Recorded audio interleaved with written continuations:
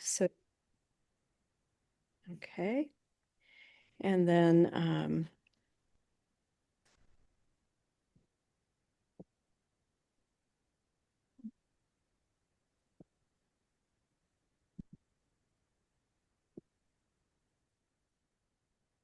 and here we go.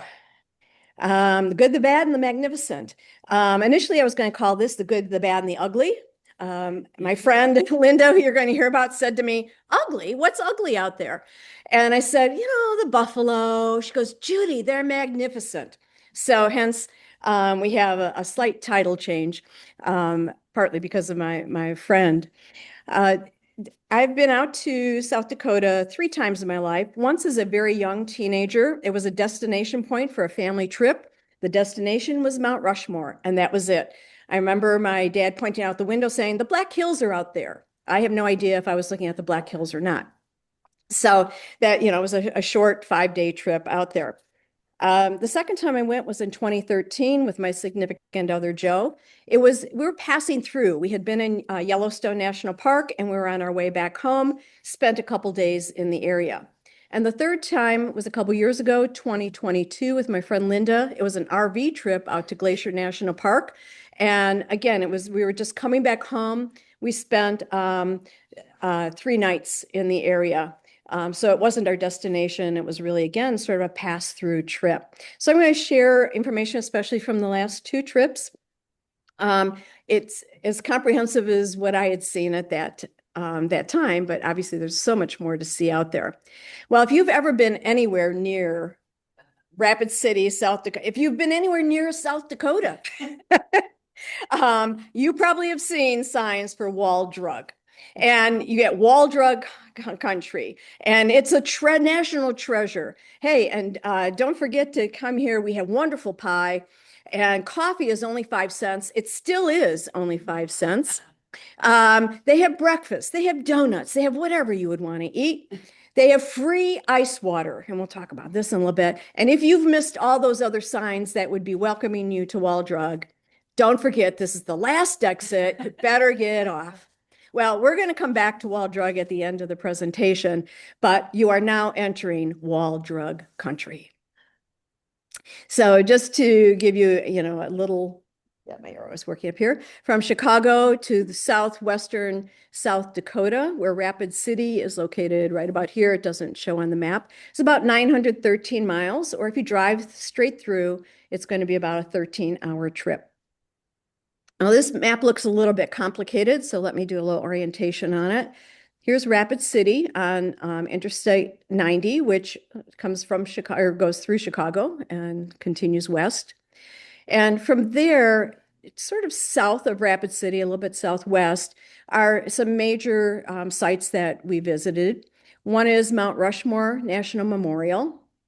The other, this next little black square, is Crazy Horse Memorial. You're going to hear me talk a little bit about Jewel Cave National Monument and a little bit about Wind Cave National Park and about Custer State Park. So all of this stuff is fairly close together. It's all contained within the Black Hills National Forest. The other major area that we were in were Badlands National Park, and you can see that it's fairly extensive. And as we get there, I'll talk a little bit more about the park. Part of it is on the Pine Ridge Indian Reservation, and all of that is part of this Buffalo Gap National Grassland, which is one of the, I don't know if it's the largest, but one of the largest national grasslands in the United States. So I will also be mentioning the little town of Scenic, right here next to the Badlands. If I remember, I'll mention, like, it's a 1-sentence thing about Dakota and the Minuteman Missile National Historic Site. So this is southwestern South Dakota and the area that we're going to be talking about. So let's think a little bit about the good.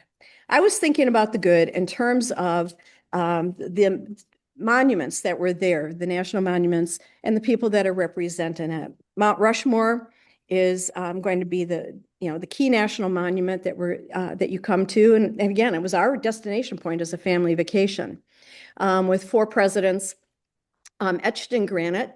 This is black granite. It's part of the Black Hills. The Black Hills are all made of granite. I geek out a little bit on geology, so let me just let you know. Granite is formed underground. So it's an igneous rock. It doesn't erupt like a volcano. The lava pushes up towards the surface, but never breaks the surface, and it cools underground. And that's what forms granite. So think of your granite countertops. They were all formed underground. The land that was above it eventually eroded away, and the granite is now exposed. This particular site was chosen because the granite was very fine grained. And so they thought it would make a good site to actually put, to be able to carve out. The mountain was six grandfathers in the Native American culture. They were most unhappy about the decision to be carving up part of their sacred land. So that's kind of a theme that we hear about as we go into the West, into Native American lands. The sculptor was Gutzon Borglum, who is on the right. His first-hand, right-hand man assistant was his son, Lincoln Borglum. And they had 400 workers that were working on this. A stonemason from Italy was the person who did most of the main carving. It took a number of years. In other words, it took some time to be planned. Borglum was approached by a senator from South Dakota to do these carvings. So I'm just going to ask here in the room. I don't know how many people out there on our Zoom call, but have any of you been to Stone Mountain or know about Stone Mountain in Georgia? Okay, a couple of people. Well, Borglum was first hired in 1923 to work on Stone Mountain. If you haven't been there, if you go currently, it's near Atlanta. It has Robert E. Lee, Jefferson Davis, the president of the Confederacy, and Stonewall Jackson carved on it. And that design that you see today was not Borglum's because there was some falling out. He made sure he destroyed all of his original sketches. And I guess they had started to do Robert E. Lee on the granite monolith that's there, and that was like erased out. They got rid of it. And so what you see there today is a different sculpture, but Borglum had been hired to do that. The South Dakota senator had discovered that Borglum was, going to be doing these granite sculptures. So he approached Borglum about coming to the West, working in the Black Hills, and to do a sculpture that would represent the Western heroes. So he wanted people on there like Lewis and Clark and Sacagawea, Chief Crazy Horse, William B. Cody. That was the vision of what was going to be carved here in the Black Hills. Well, Borglum gets out there, and that was not his vision. His vision was a shrine to democracy. And hence we have the birth of four presidents who are now on the side of the mountain. George Washington, let me back up a little bit. There were no funds initially for this. They started with private funds. Calvin Coolidge, as president, was asked to dedicate the area. He came out, and with that dedication, he secured some federal funds to be matching funds for the development of this sculpture. So it was done with federal money ultimately. So George Washington was the first person to be finished, first face, in 1934. And he was put on this because he was the nation's foundation. The second sculpture finished a couple years after that was Thomas Jefferson. And he was put there because of prominent in the expansion of the United States. So he added the Louisiana Purchase, which greatly increased the amount of land of the United States. The third face to be done was Abraham Lincoln. And his was put there because he was dedicated to the preservation of the United States. And so he's there. And then about that same time, there was a bill proposed in Congress to add Susan B. Anthony to it. There was no money. The Congress said, the money you've been appropriated, that's it. You have enough for the four faces. And so Susan B. Anthony was not added to, this concept at that time. And then 2 years later, the final sculptor, which was already planned for, was Theodore Roosevelt. And he was added because of his his contributions in the development of the country. So a shrine to democracy, thinking of these four presidents. And this is a picture from 2013. Kind of just, thinking about the rock, you can see we have a talus slope kind of coming out beneath it. When we were there when I was there as a kid, I remember a path. I remember like an asphalt, platform with a fence around it and looking up at Mount Rushmore.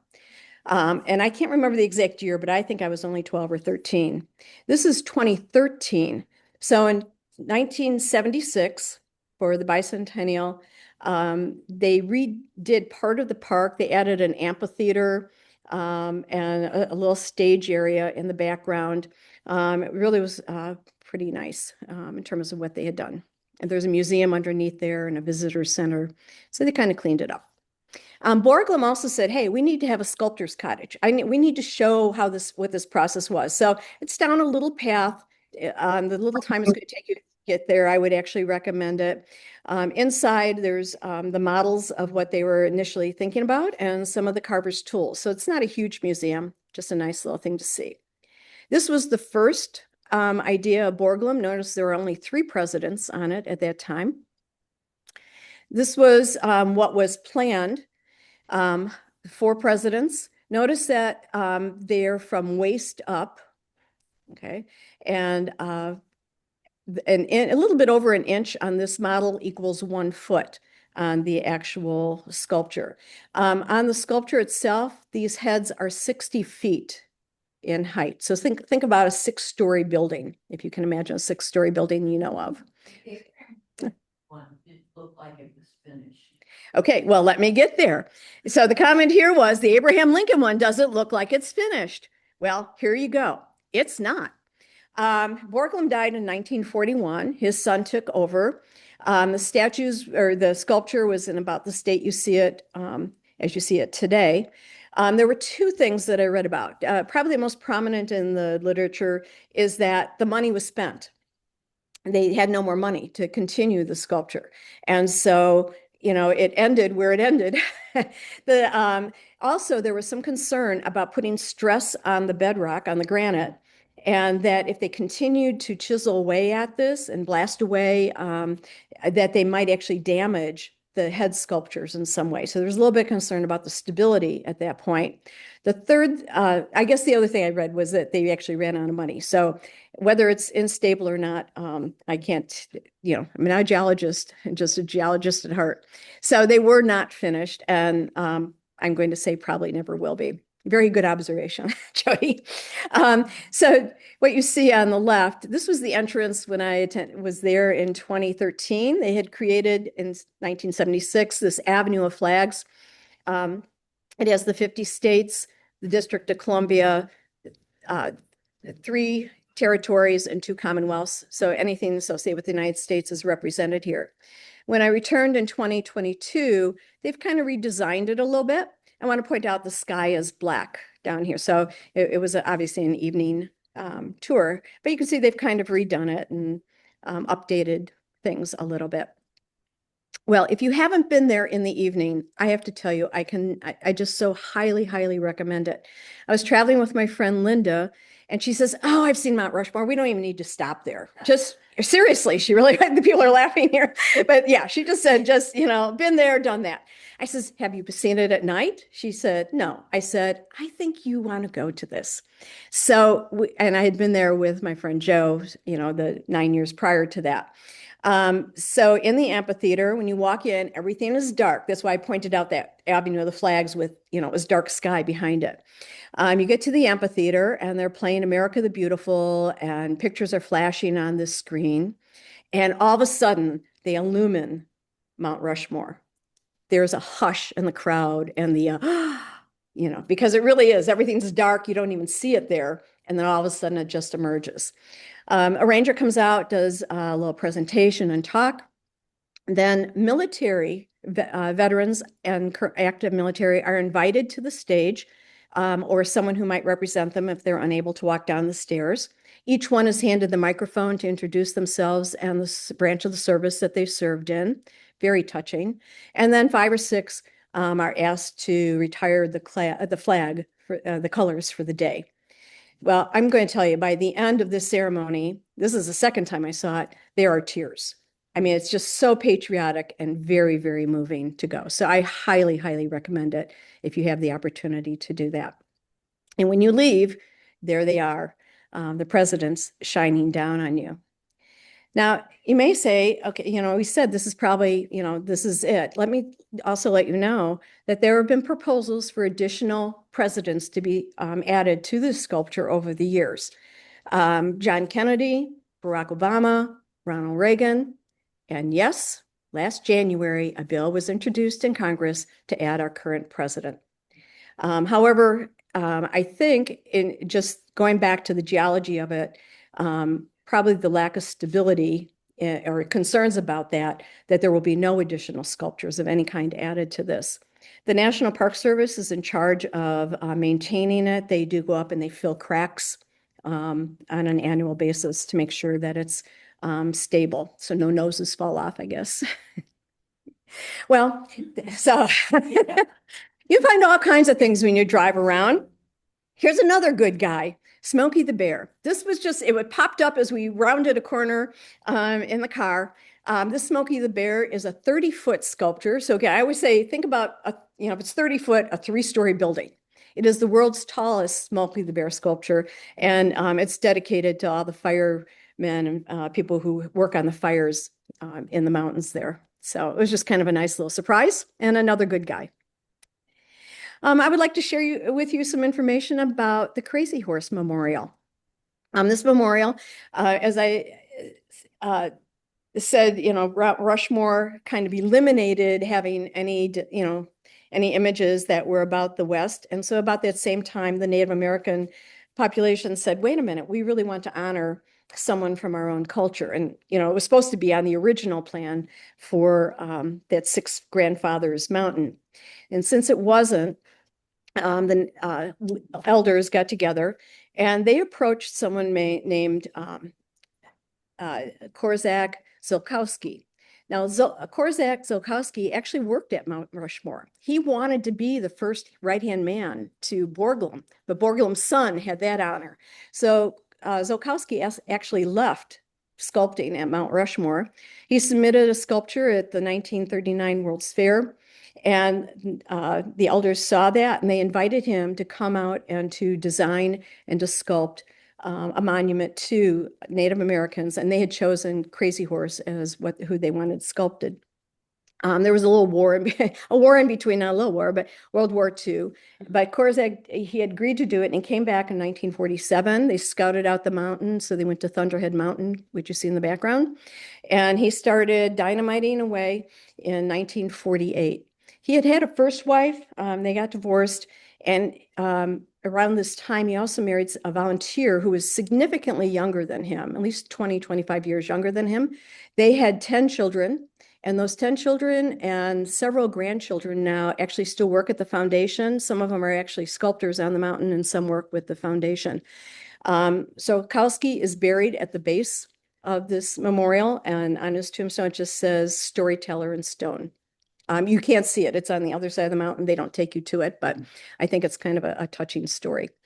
In the lower left-hand corner, you see Ziolkowski with Chief Henry Standing Bear, who he worked with the initial plan, which was submitted in about 1947, 48. And you'll see a better image of it in a little bit. And he worked there until he died. And he was age 74. His wife continued the work, as do his grandchildren and children. Now, considering that, I don't know if you've started to process 1948 as a date that this started. The left-hand image is 2013, the right-hand image 2022, so about 9 years difference. Doesn't look like a whole lot of progress.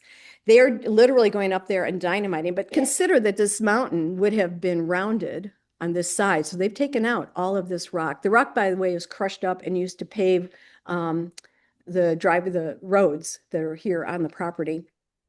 And they were using, pretty rudimentary tools. And they have really, when I was there a couple years ago, they really have now a lot of other equipment.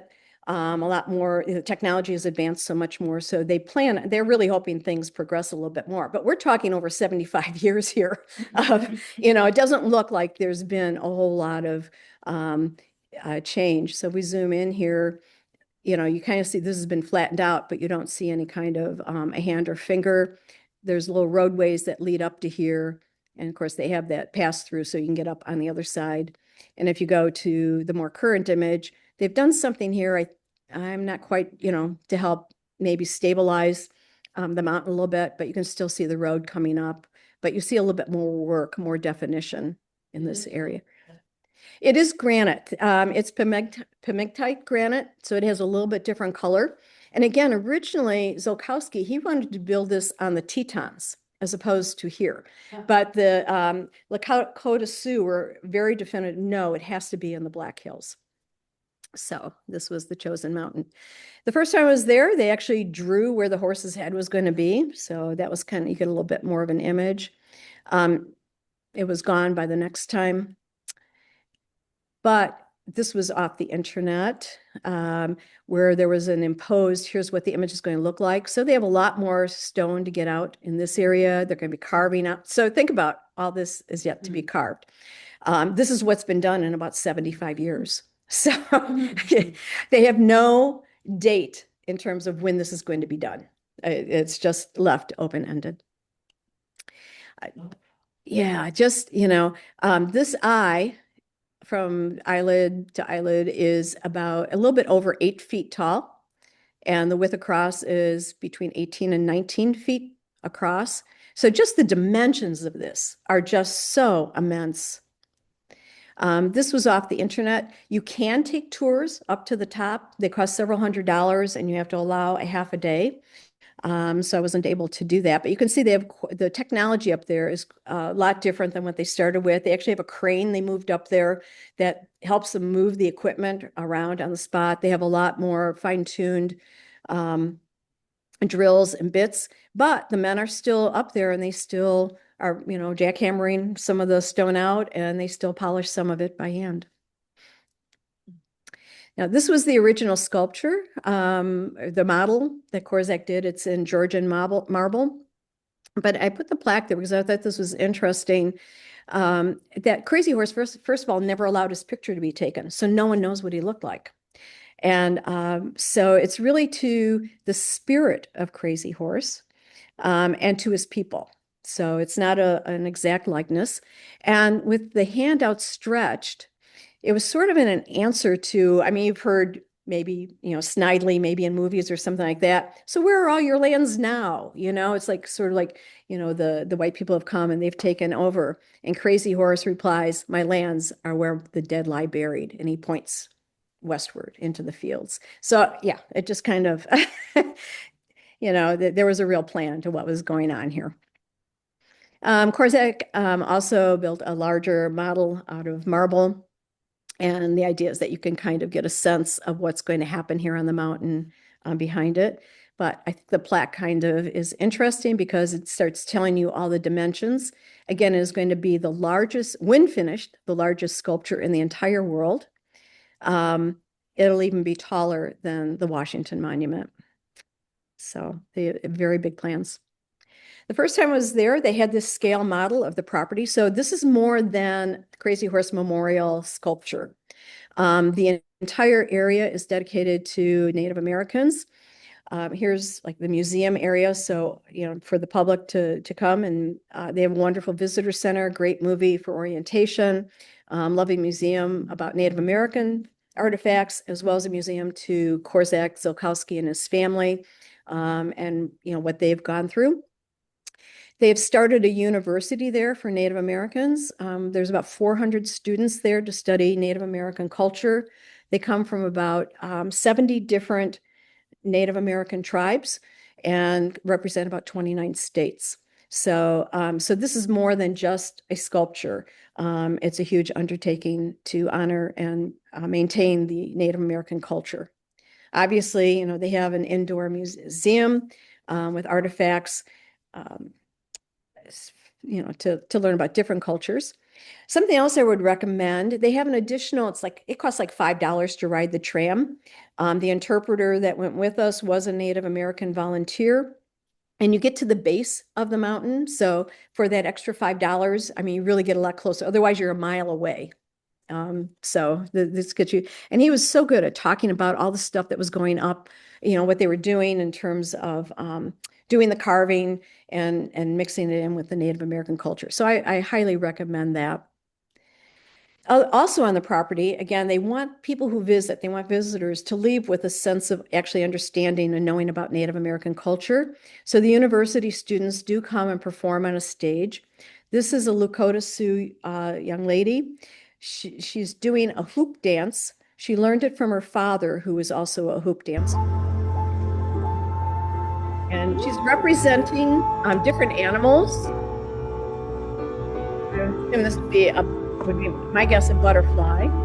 She has 9 hoops currently, and she just moves so gracefully, steps in and out of them. I'm not sure exactly what that represents. Maybe a flock of geese or ducks flying around. I'm not sure. I'm guessing at this point. We had no narration, just watching and enjoying.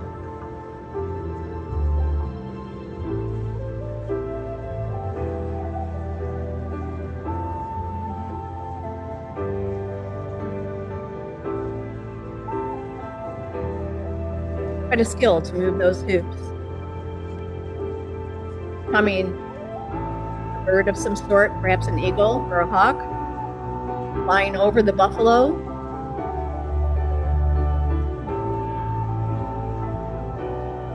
And she continues to add hoops until she had 18 of them and kind of strung behind her like a caterpillar. So just really pretty amazing, and they're there to share the culture. Now, this gate is on the outside, nature gates. These were carved by Zilkowski as well. And they represent 246 indigenous species of plants and animals in the area. It's just really a beautiful gate. Pardon? Past, historic past. Yeah. So I'm not sure if this counts as good or bad. So maybe we're in a transition zone here, sort of like dusk, This is Custer. There's a city there called Custer. So he was greatly honored. He was a Civil War hero. He went out west to protect the lands for the white settlers who were going out there. So in the eyes of some people, he was very good. However, in the eyes of some others, perhaps the Native Americans and the encroachment of white people into native lands, maybe not so good. However, the city was dedicated to him, as was this bust. And so, yes, this is the Custer from Custer's Last Stand. So we know that he perished in this area. But in the town, when we were there anyway, they had these huge buffalo. There were probably about 20 of them scattered around the city that had just lovely different designs and paintings on them, just representing the area overall. So again, kind of an interesting thing to see. Well, on my trip out there in 2013, Joe and I took the back roads. Joe was a national park ranger. And so we ended up in back roads a lot more than on tourist roads. And we ended up driving through this, all of a sudden looked like a ghost town. Well, it is described as a ghost town in a lot of the literature, even today. This is scenic. And I don't know if you recall, I'll point it out again on a map, but I pointed it out on the map. We're just outside the Badlands. It was named scenic because it had very scenic views of the Badlands. So that's where the name came from. It was a mining town, part of the Wild West. The railroad went here. They had a post office. Today you can see that it's in a not such good shape. 2 women started to buy up the property as people left. And in 2009, they owned the majority of the town, and they put it up for sale for $800,000. And I'm not sure if it's the women we met. We met 2 women, but the town was sold in 2011. From the Philippines, a Christian religious group bought it. And a Church of Christ. No one ever came here. They just bought the land. And in 2015, a minister from the Philippines came to Scenic and evidently was performing church services. but that's all I've ever read. I don't know anything more about Scenic at this point. But they ended up buying this, the old saloon. And the sign used to say no Indians allowed, but the two women actually took that off and they welcomed all people into the saloon. This is the museum. There was like a hotel. They had two jails in town, so that should be let you know a little bit about what the town was like. And you get to the corner and you come to the trading post, which I believe may have been an old schoolhouse. And about that time, I was ready for a bathroom break, and it looked closed, but we were able to get in there, and that's where we met two women, and they told us a little bit, about the town, and we sat and just had some drinks. I would love to go back here, just to see if any changes have taken place. I mentioned that word, Cadota. So there was a railroad train that went from Cadota to Scenic. So again, this would have been a major kind of thing. And today, South Dakota is planning to make that a rails to trails kind of thing. So you could ride bicycles along it. I don't know if it's happened.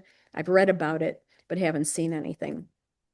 But just an interesting little place that brings us into the Badlands. So here's Rapid City. Over here were all the other sites we saw with Mount Rushmore. Here's Scenic and the Badlands National Park, kind of there. Wall Drug is in Wall. And it's an interior, which is in the Indian Reservation. Linda and I had one night there in an RV, and it was black skies, dark skies area. It was very beautiful. But just to give you a little orientation about where we are. So here was Scenic.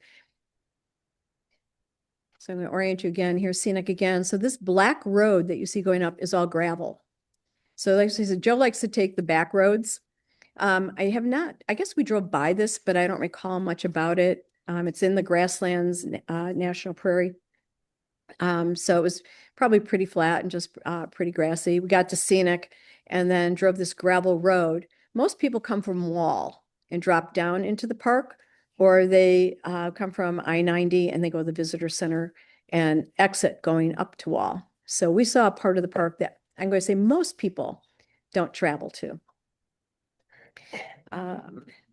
So there's a lot of geology here. So I said the Black Hills were granite. This whole area is sedimentary rock. It includes stuff, limestone, mudstone, shale, sandstone. It was a huge interior sea at one point. And so rivers flowing into it, the White and Cheyenne River would flow in and would deposit sand, creating a layer of sandstone. There were limestone that built up at the bottom, and I'll show you some limestone lenses. There are also, when volcanoes erupted in the West, in Nevada and Utah, the ash would float through the sky, come here and settle on top of the lake.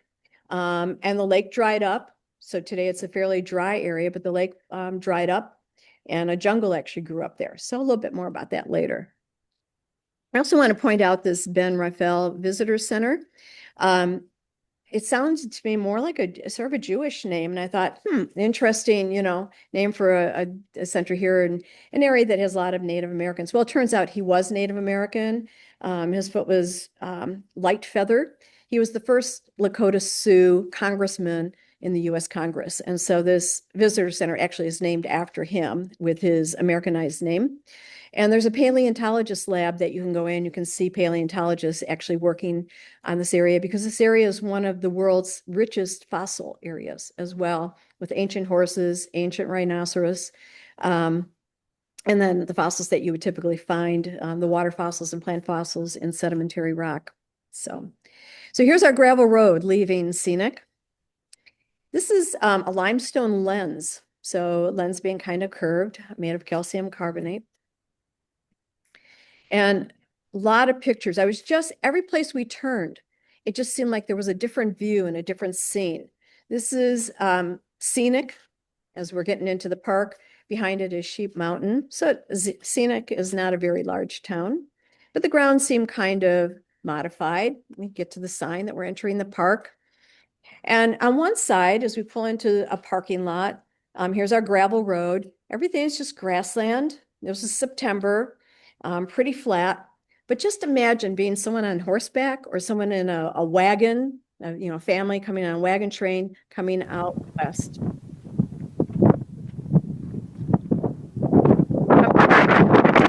Fairly flat, and then you come to this.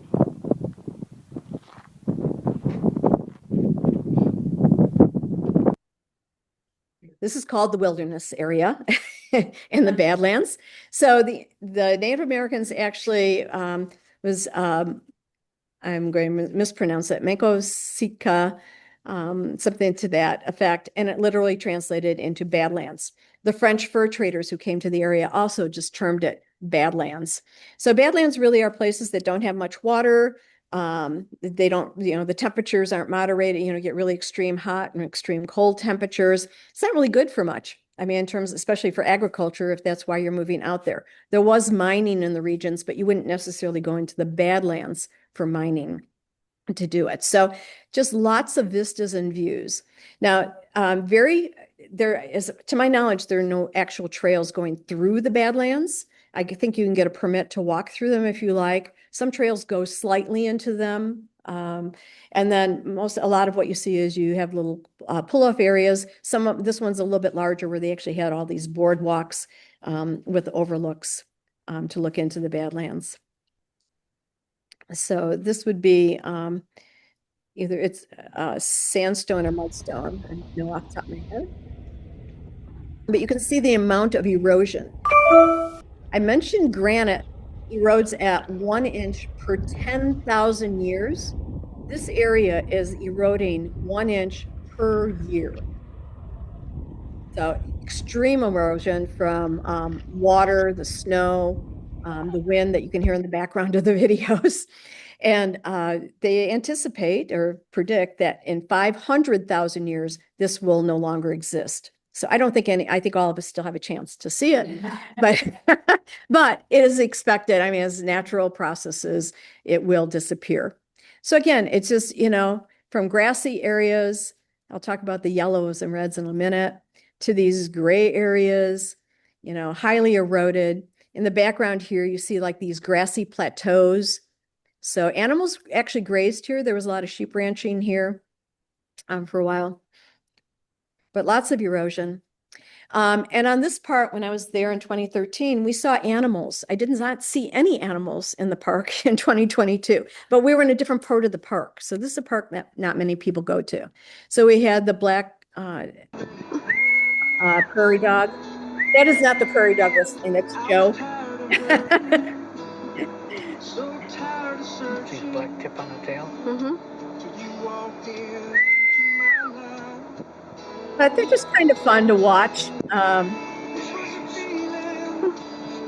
Joe had a good eye for seeing animals that blended in. We saw a pronghorn. We saw a buffalo. Now, buffalo became almost extinct in the United States in about 1900. And so there were efforts to revive the different herds. 50 buffalo were brought here from Theodore Roosevelt National Park in North Dakota in, I think, the 1970s, if I recall. There are now at about 1,200 buffalo that roam here. We saw one, but so buffalo are part of the park, and definitely the bighorn sheep. And again, they blend in. Joe found them. I could have driven right by them easily. If you can decide how many longhorn sheep you see here.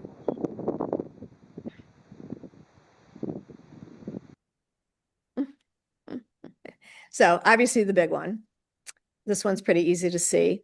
And if you look closely, there was one here and there's one up here. So there's 4 in the image.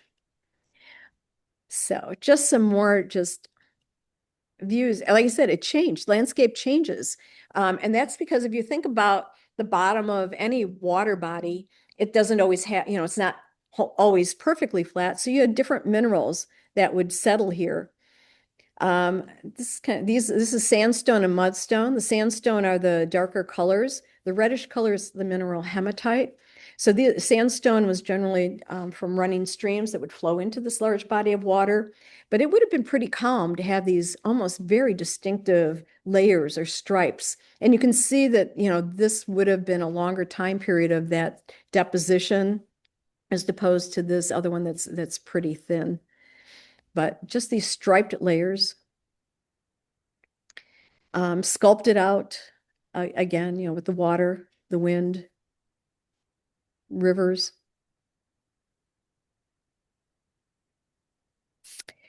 Um, so they name some of the things. So some of these larger features at the top, these are called castles. When they get thin, they're called pinnacles, sometimes needles. And this particular area, so this is all sedimentary rock, but no, sedimentary rock usually is in horizontal layers.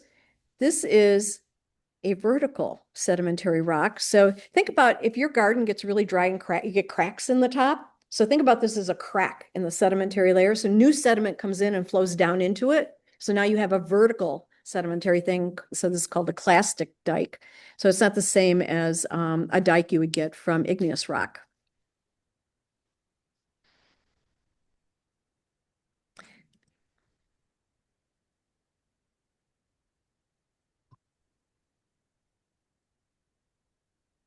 So these yellow and red mounds, you might say, what are those? When I first saw it, I said, oh, minerals. My friend saying, what's that? Oh, minerals.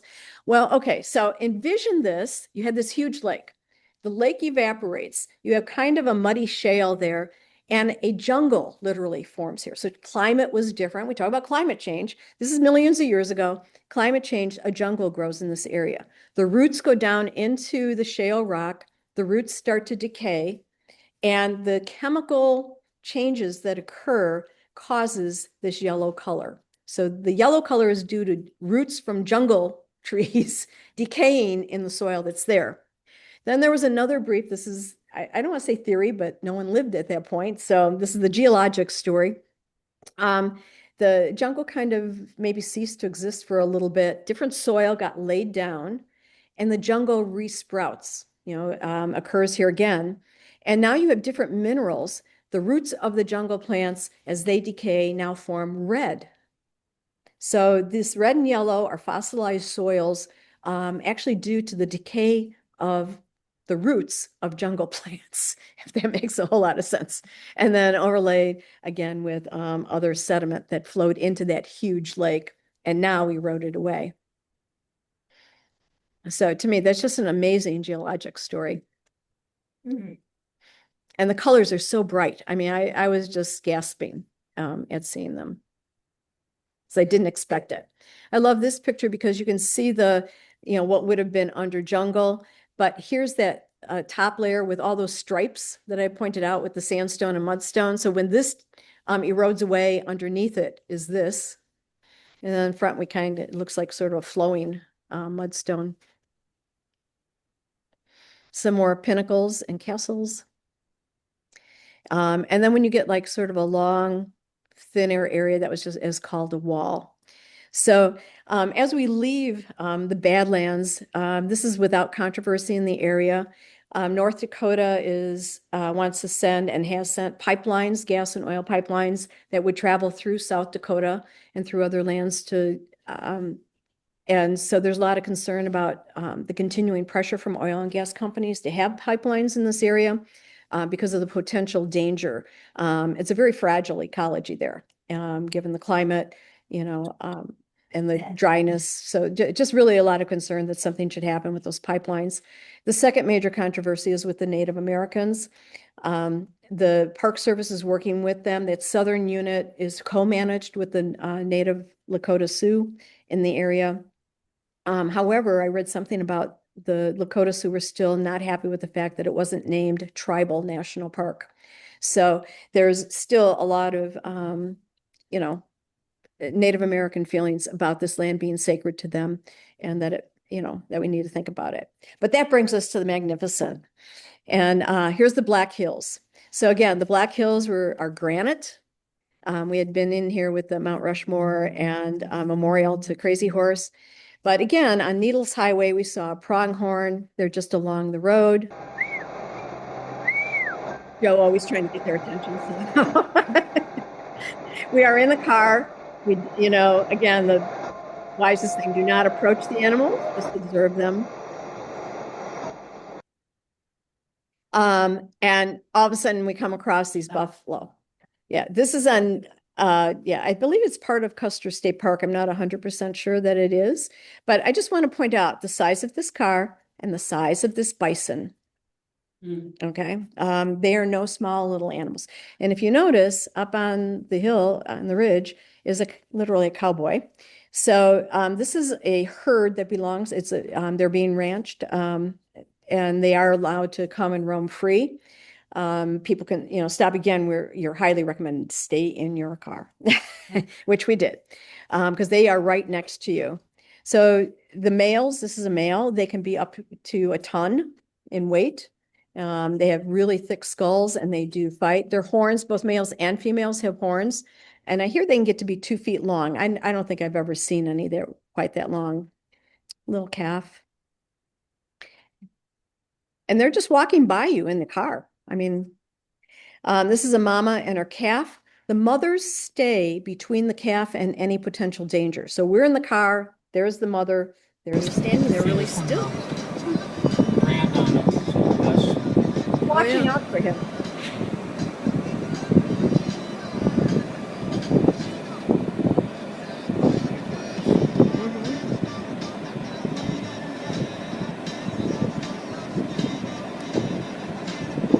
Can't hear you. Was it windy? It was very windy. You hear a lot of wind. And as I said, there's a lot of wind erosion that's going on too. Something to notice, another way we knew that these were being ranched, they are branded. So the ones that are wild and kept in the park, I don't believe have brands on them. If you would approach them, they might be. They can run up to 40 miles per hour and they will do anything to protect their calves. So yeah, there was nothing wrong with sitting in the car and being nearby. You just don't do things like try to. They can be very mean. Yes. Yes, very mean, very suddenly, and you don't try to have a picture sitting on top of one, you just really respect them. I do anyway, really respect them for, that they are wild animals. So, we saw that along the driveway. We got to a high point where we could look down into, through the Black Hills. So you start to see that even, the granite kind of eroding away. This area was known as Needles Highway. And so again, you have the erosion even in granite, showing pinnacles. This picture I thought was kind of interesting. We're in the car. Sign says falling rock, but I don't think that's what you have to watch. A one-way tunnel. Here we go. Drive fast because you don't know something coming at you. And as we come out on the other side, there were people doing exactly what I did, taking pictures, people driving through the tunnel. I want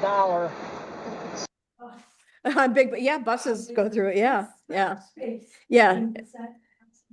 Yeah, just inches if you're on a bus. Yeah, it's pretty tight. And you end up seeing the main thing there is the needle. And so it has, the eye of the needle that you would obviously, thread. But so pretty interesting structures there to see. Just take a minute, a little panoramic view. So these were called needles. It's Needles Highway.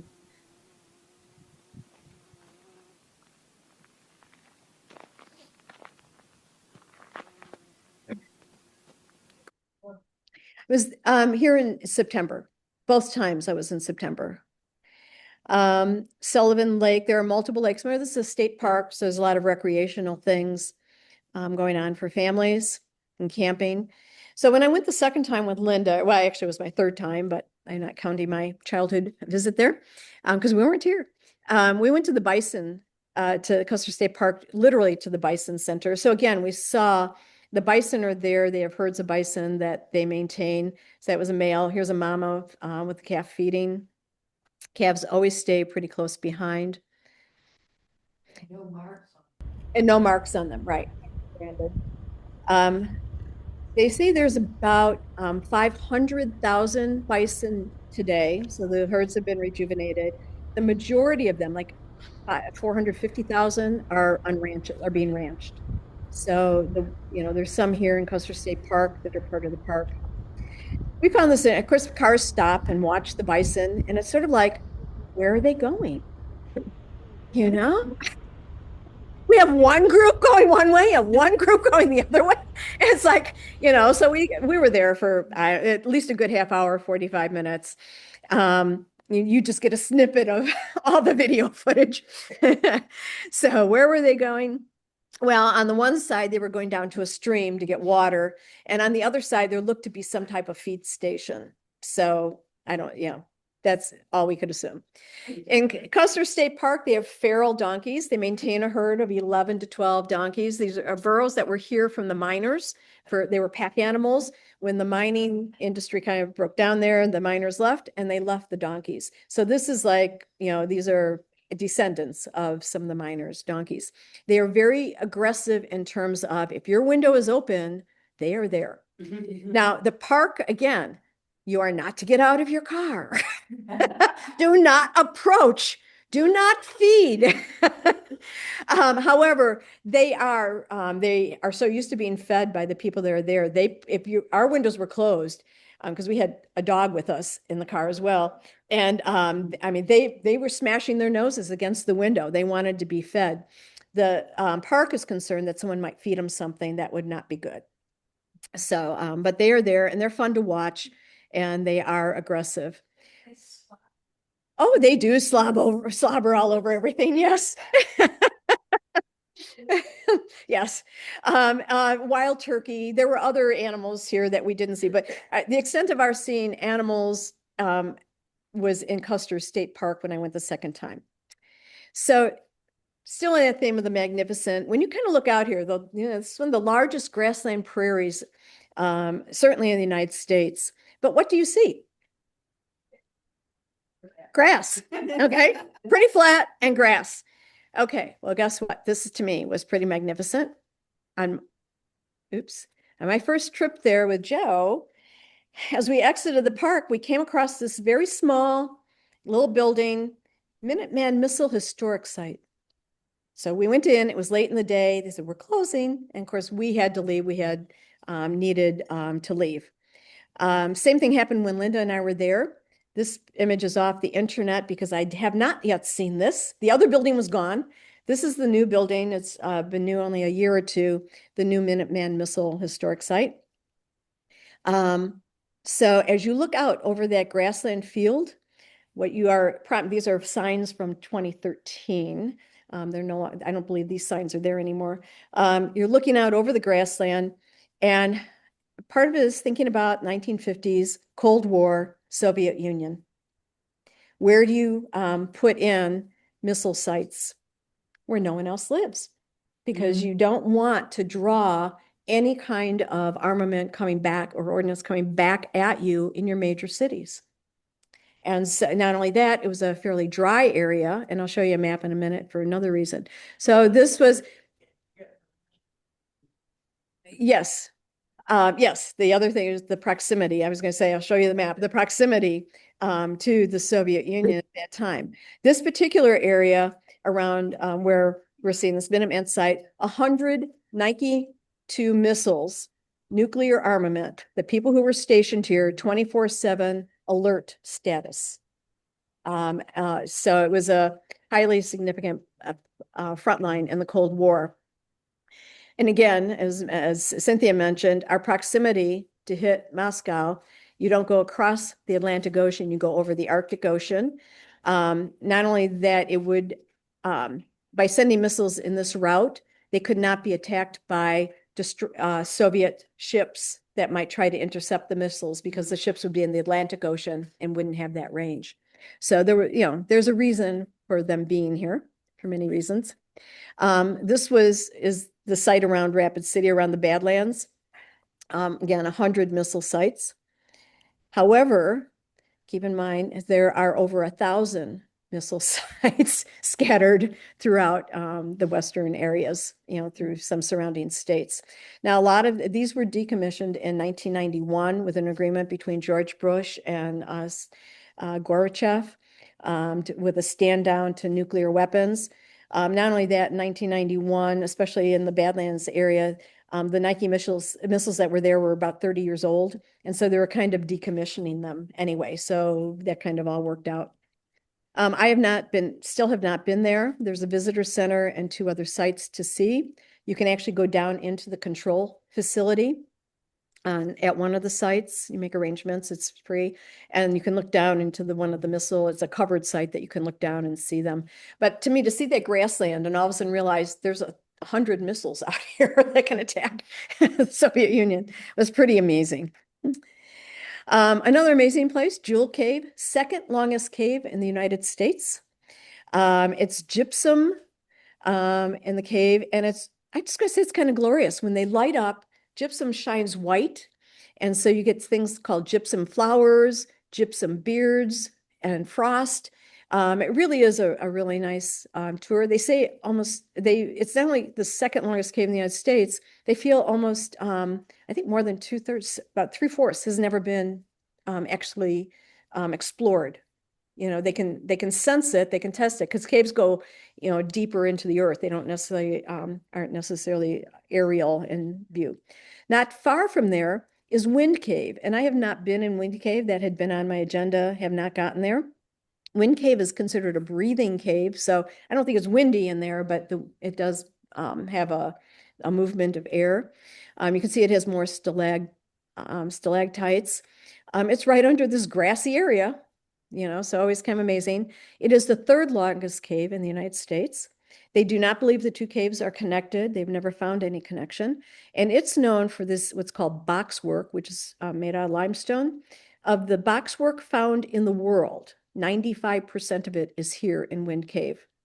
And there is some found in Jewel Cave. So that doesn't leave a whole lot for the rest of the world. So we have to say a word about leaving Wall Drug.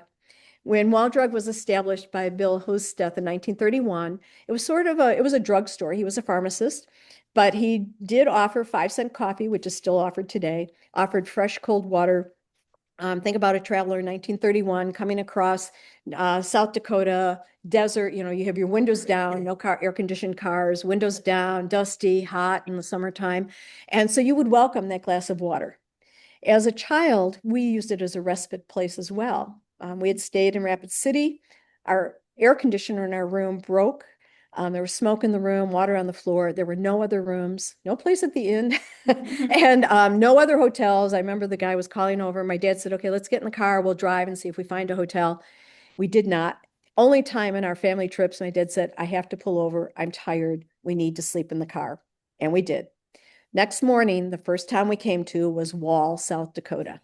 And there was Wall Drug with its bathroom to wash our faces, cold water, 5-cent coffee, and a place to have breakfast. So I like to pay homage to this place. Joe would not go here, let me just tell you. He said, and here was his words, your choice is the Badlands, which I'd never seen, or Wall Drug. Well, I chose the Badlands, which were amazing, but I never, I really wanted to go Wild Drug. Linda said we can do both. So we did. This is Wild Drug today. 4th and 5th generation are still running it. They have bought up the whole block. It is no longer a drugstore. It is a series of retail stores. When you get inside, this is the one that sells sunglasses and cards. There's one that sold socks. They have a cafeteria. They have just different little storefronts that you kind of walk through. Tourist area. It attracts 2 million people per year. Outside, they have collected, I believe, the world's largest collection of registered memorabilia. So here's Linda, Corky, the dog that was traveling with us. And Corky was even just as amazed at everything that we saw at Wall Drug. So we are leaving Wall Drug country. This is from an advertisement, a tourist advertisement in South Dakota. Life's better with a little South Dakota dust on your boots. So I hope you learned something about South Dakota. And perhaps if you haven't been there, maybe enticed to go back. If you had, just bringing back some good memories. So thank you.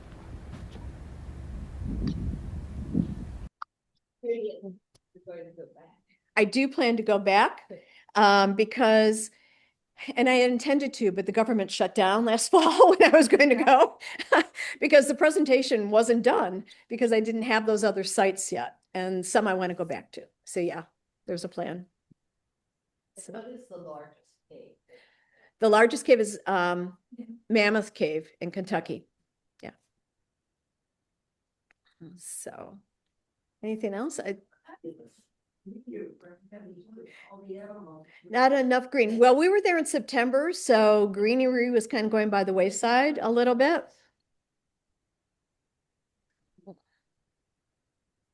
Yeah, but yeah, it's a short grass prairie. So That's just textbook geology. it is. Yeah, like I said, I geek out a little bit, and I'm not a geologist. But I know enough, just enough to be really. Yeah. Starts up in Theodore Roosevelt Land, North Dakota, which are much rougher and not as eroded. And then just south of that comes through South Dakota here, and there's a little more erosion. You see sunset colors. And if you travel down through Utah and Arizona, you see the same thing going down, but it's more broken down. Right. And when you get to the Arizona border, there's Coral Sands National Park, which is that same red rock ground into dust, and it's sand dunes. And it's, if you do it on the map, it's like a stripe. Right. So Terry Hall is commenting about how that red kind of, as you go to other national parks or other areas where you can see layers of soil, whether you're in North Dakota going all the way down through Arizona, you still see that red layer that seems to be there. The red is from the mineral hematite, which we think of as makes hematite is used in making iron. It's the mineral in iron. So it does have that reddish color to it. And again, it's almost so hard even for me to imagine, but that whole area being an inland lake, an inland sea. And so as things settle down, now it's not the same as rivers would flow into there. And if you think from North Dakota all the way down to Arizona, you're going to have different minerals and mineral deposits and different topography on the bottom of that inland sea for how it settles out. But yeah, that whatever did that like millions of years ago was. Everything's rocks, one big. Yeah. And then marshy land, and then all the dinosaurs. Yeah. And South Dakota is full of dinosaur bones. And I remember they were saying, these are archaeological sites, and you can't go there because you'll disturb them. But he said every time it rains, more bones are exposed, and we have to move the roads to get out of the way of all these new archaeological sites. But there are places where you can see the bones sticking out the side of the hills. Right. So, and again, I don't know if everyone here, Terry was commenting about the number of dinosaur bones, thank you, that are still left in the area. You can't go in and dig them out. I mean, sometimes there are digs that are doing this. Dinosaur National Park is one that you can see them digging as they're doing it. But you have to just leave them. And if they get exposed through erosion or after a rain or whatever, then you begin to see them. So it's considered one of the largest fossil areas but you can't go in and just pick them up. Well, there is, a long time ago, and we just went in and picked them up. Yeah. Attendants and things like that. So, Yeah. go in. Yeah, and Before they roped it off. Yeah, I was gonna say, yeah, if you're on private land or, there before, and that's why Badlands National, initially it was a national monument set up in I think 1929, so stock market crash year. So it was designated as a monument to protect the fossilized bones that were there, but it wasn't actually dedicated until about 10 years later. And then it was 1950 something that it actually became a national park, but it was all done to protect and that you can't go in and just pick up the fossils and stuff like that. Go back outside of Deadwood is the Tonga, the story of the bison, which is a whole museum around the story of the bison. With the third largest bronze sculpture in the world in the back of Lakota Sioux on horseback chasing bison over a cliff. And where is that? Isn't that just outside of Deadwood? Okay, outside of Deadwood is a large museum called Tatanka, the story of the bison. So Cynthia is recommending that. Oh, built by Kevin Costner. See, we always get these great connections. But it's so rich. The other thing there, Rapid City itself is something I have never stopped there to take advantage of all the things they have there, but they have a huge mining museum there. They have statues for every president out on the streets. I don't think they're like, I haven't seen it. I've just heard about it. So lots of stuff to see in Rapid City as well. They have a drive-through bear country. Where it's lots of bears and you drive your car. through them. Sometimes they come like the donkeys. Yeah. They come right up. It's scary. Yeah. It's fun. So anyway, we appreciate all of you online for signing in. And thank you so much. Bye all. Okay. Bye. Thank you. Yep. Thank you. So yeah, that was awesome. My husband has family in South Dakota, so I will be ready to not to brag, but to show off a little bit at the next family gathering for my in-laws. So thanks. Yeah, that would be great. Yeah, I hope you get out there. It really is. Like I said, I even want to go back now. Awesome. Thanks again for a great presentation. Thank you. Well, Mhm. thank you, Judith. I love your way of sharing your knowledge of geology. I Oh, mean, you thank- make it utterly fascinating, and those photos are amazing, but your explanations are just top. oh, well, thank you, That's Maria. really, oh, it's wonderful. I mean, I've never been to South Dakota, but you certainly gave us a wonderful tour. So Oh, great. Well, thank you. great. And thank you to the Chicago group for sharing. That really means a lot. Yes. So the Chicago Thank group, you. we have a shout out from Maria Pia, thanking on behalf of the SWG to have it online. So, yeah. Thank you. Love that. Yeah, we have things coming up, yeah.